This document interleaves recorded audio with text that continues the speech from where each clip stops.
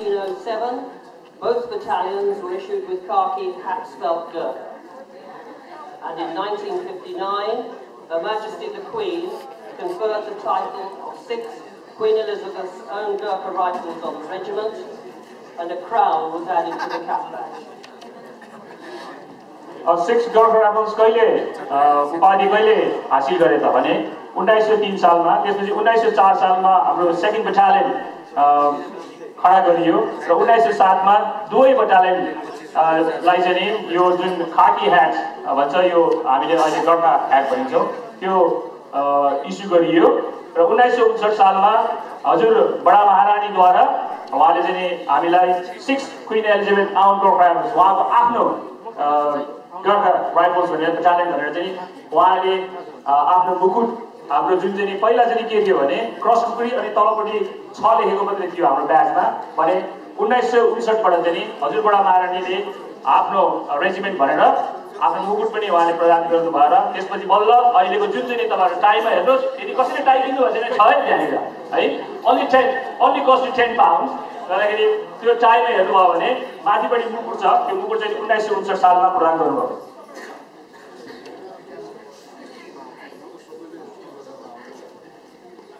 During the First World War, from 1914 to 1919, the battalions were very active. The 1st Battalion was mobilised in October 1914 with 12 British officers, 18 Gurkha officers, 82 NCOs and 685 riflemen, plus signallers and mules. The battalion was involved in fighting the Turks around the Suez Canal, and then in April 1915 moved to Cape Helles to help capture the Gallipoli Peninsula.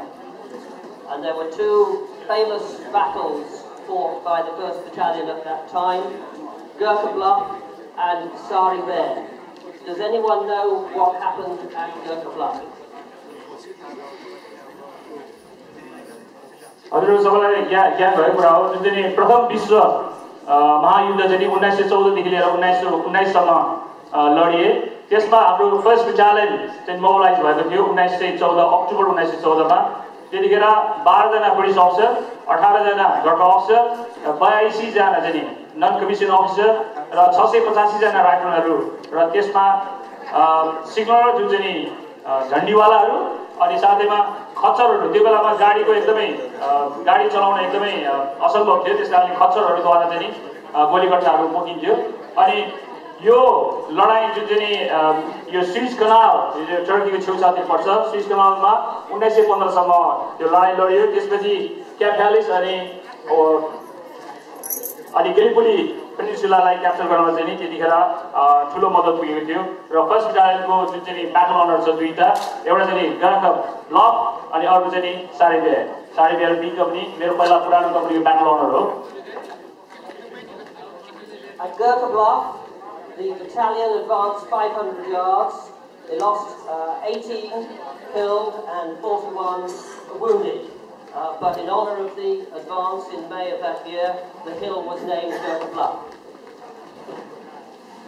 त्यतिखेर जुन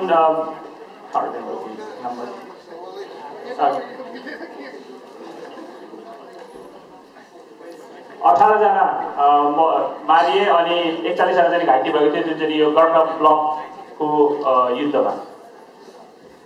Then in August of the same year, the battalion was called forward again to take an even more important peninsula called Sari Bair. The battalion advanced up the hill, took the top of the peninsula and held it for 3 nights. Unfortunately, all the British officers were either killed or wounded, including Major Allison, who was commanding, and the battalion at that stage was commanded by the Subedar Major, Gambhir Singh, who couldn't speak a word of English, so the RMO had to do the translating back to brigade headquarters.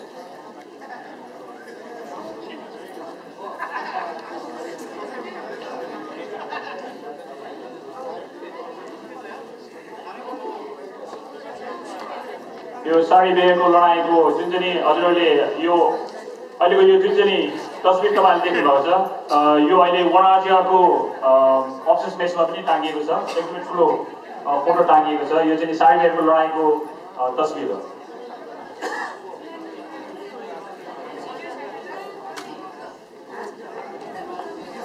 Continuing in the First World War, in 1917, the 1st Battalion moved to Mesopotamia, which is modern-day Iraq, and carried out duties between Basra and Baghdad, which is very familiar to many of our modern soldiers.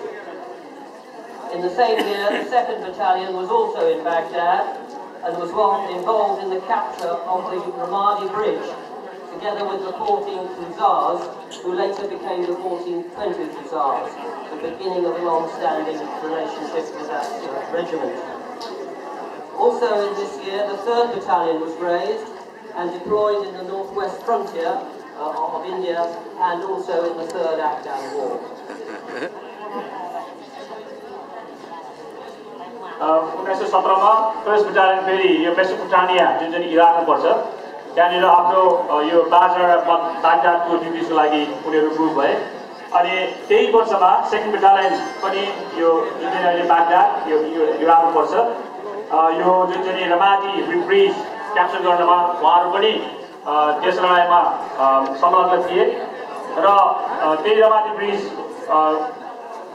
लड्दाखेरि 14 हुजाज जुन चाहिँ हाम्रो हजुरलाई स्मरण छ भने हामीले यो बायाँपट्टि हाम्रो बाउला स्लिपमा चाहिँ जुन चाहिँ हक यो हक लाउँथ्यो नि हैन त्यो हक चाहिँ यो 14 हुजाजबाट चाहिँ उहाँहरूले जुन आखिरमा चाहिँ अन्तमा गएर 14-20 किङ हुजाज भयो उहाँहरूले प्लान गर्नुभएको। अनि त्यस्तै प्रकारले जुन चाहिँ यो 14-20 किङ हुजाजले पनि उनीहरूले चाहिँ हाम्रो क्याप्टन चाहिँ आफ्नो स्लिपमा लाउँथे पहिला।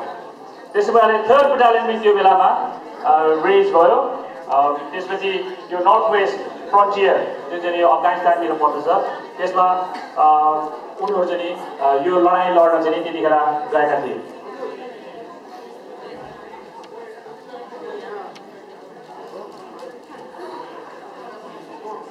Moving on towards the Second World War, between the two wars, the regiment was based in Abbottabad, which of course has been in the press recently. And in 1939, the 2nd Battalion was in garrison at Abbottabad and the 1st Battalion at Malakand on the northwest frontier. However, in April 1940, they changed over and the 1st Battalion was soon back on frontier duty. And in September, orders were given to raise the 3rd Battalion and subsequently a 4th Battalion as the war, the Second World War, progressed. In February 1942, the 1st Battalion left Abbottabad for good. They never returned there again, even though it had been the regimental home for many years. कुरातिरले हल्ला हुने गरे हजुरहरूले यसो एकछिन धैर्य धारण गरेर एकछिन बस्दिनुहोस्। गम गर्ने मौका हाम्रो थुप्रै छ, 5 घण्टा छ है।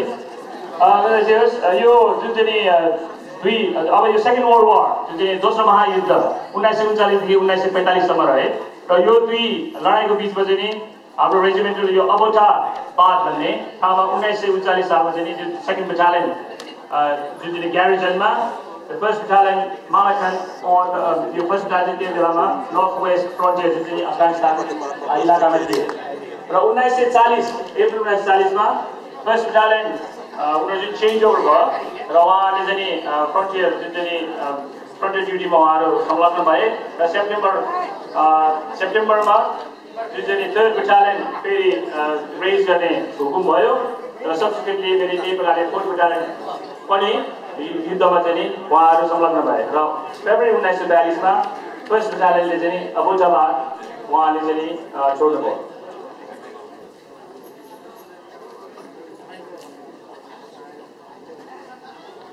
By 1943, battalions were organised into a headquarters company, an admin company and 4 rifle companies, and were training for jungle operations in Burma against the Japanese, led by Lieutenant General Sir William Slim, himself an ex-6 Surfer officer.